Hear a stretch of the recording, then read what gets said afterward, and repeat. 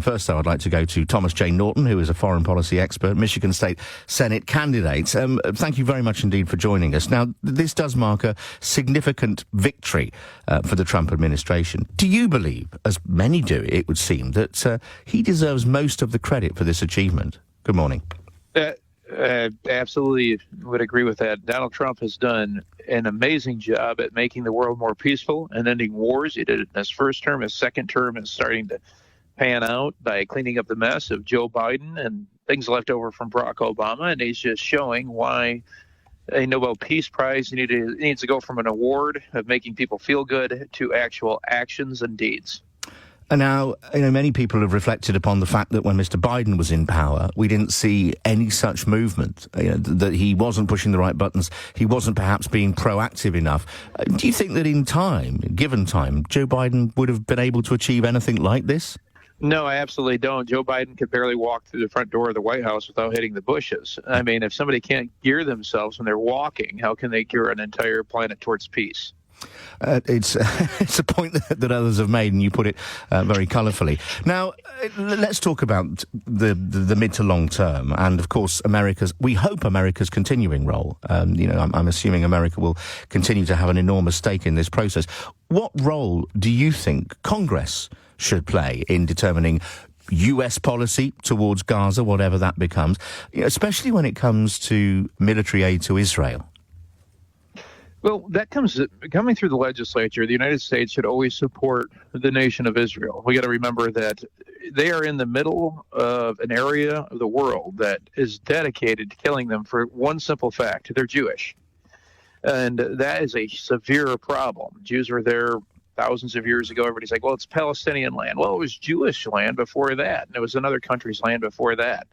A lot of it is either through all land has been occupied by some other nations at some point in history. And the territories have changed based upon conquerors. The United States used to be American Indians. Before that, the American Indians would swap the territory based upon wars as well. That's how they've always been done. At the end of the day, it is the holy land for the Jewish people. It's the holy land for the Christian faith, and it is also partially the holy land for the Islamic faith. And Israel has done a phenomenal job over the years of allowing Muslims to worship and every other faith to worship. And this violence is only because they don't have control, and that's the sum of it. The people, I believe, can get along if it's not about one individual after power. You, of course, have worked as a grand old party strategist. How do you assess the state of the Republican Party today? Where do you see it heading over the next few years? I believe that the Republican Party is going to continue to become a collage of capitalism and the working class moving together in a way that America was intended, where all people are actually represented, and the Constitution is fully reflected with freedom of speech and religion, and with due process of law. The Republican Party has become the party of the entirety of the Constitution, whereas the Democratic Party has become the party of the Soviet Union. And their extremism, the degradation that they want to do by brainwashing children in this country, are allowing the Republicans to be able to move forward in a way that I believe will unite the United States in a much stronger way than what most of the world is seeing at this moment. You don't feel it's hyperbole to suggest that the Democratic Party have become the party of the Soviets? It's not a hyperbole. They are a party of the Soviets. The Soviets believe that you need to destroy faith, you need to destroy morality, you need to destroy religion, and that the state was God itself. The Democratic Party has destroyed morality, has destroyed religion, destroyed kids coming up knowing what right and wrong is, and they are trying to breed children and try to teach children and brainwash children that government is God. The Democratic Party is nothing more than a satanic ritual at this point to me. I don't see any love loss with the majority of the party. I think there's a small segment of them that functions well. Somebody like Joe Fetterman that actually, oddly enough, had a stroke, and still his half a brain represents more strength than the majority of the Republican Party or the Democratic Party. And it's interesting to see that there are still a handful of moderate Democrats that do not embrace this wokeism, and the Democratic Party is trying to purge them from their own party. And it's not about being woke. It's about destroying morality. And without morality, shooting somebody is acceptable. Stealing is acceptable. allowing somebody to die in the street is acceptable. I mean, this is a party cheering on shooting people. The state of Virginia right now has an attorney general candidate that sat there and believed that it was acceptable for a former Speaker of the House to have his children killed in front of his wife and die in their arms in text messages in the Democratic Party level and by anybody's moral standard. But what has the GOP become? I mean, we've seen these ICE squads that go, coincidentally, pretty much only to democratic states and the way that they operate. We've seen what Donald Trump does to people he doesn't like, Jimmy Kimmel, James Comey. He's a leader that cannot take criticism or backlash. Well, ICE only has to go to states that don't enforce immigration laws. And if your state isn't enforcing immigration laws, then ICE needs to show up. The United States Constitution gives the authority of immigration and naturalization to the federal government. And enforcing that is a constitutional role of that government. States can support it. And most states, specifically red states, have enforced the laws of the land of illegal immigrants and handed them to ICE voluntarily prior to any of these crackdowns. So ICE showing up is a failure of the Democratic Party to recognize the United States Constitution and the enumerated powers that allowed Congress and the government to regulate immigration and naturalization of the citizenry.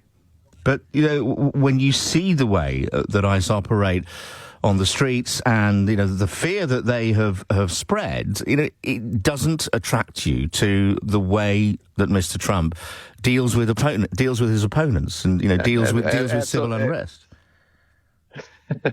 The Democratic Party did way worse over the years, and extremely worse. And all he's doing is enforcing the law. What did the Democrats do? That was in what way were the Democrats? Well, let's see. They would do audits on conservative movements for raising money for freedom of speech. They did that under two parties under Barack Obama. They weaponized the IRS. They weaponized the judicial system against Donald Trump and against other people prior to January 6th. They've weaponized the government against political opponents. That's what the Democratic Party has done for decades. So that is socialism at the end of the day. What Trump is doing is enforcing the law against a key word, illegal.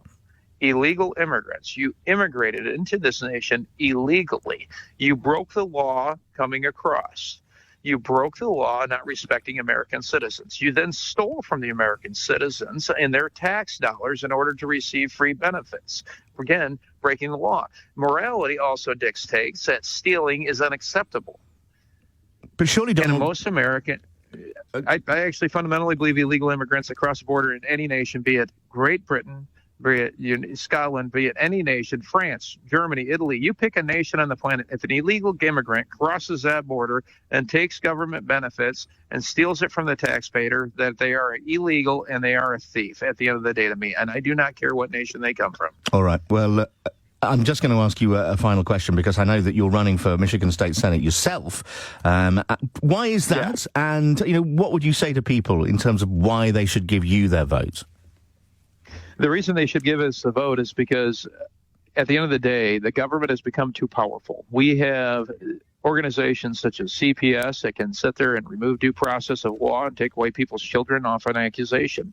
We have organizations in this state where they sit there and they will inject themselves into businesses. We have overregulation. We should be more like Hong Kong was prior to the communists taking it over when Britain released it to them, where you could walk into one building, open a business, and every agency that involved the environment and business was in one building, not multiple fees for the same job. We need to actually be a beacon of business in the state of Michigan and in this country.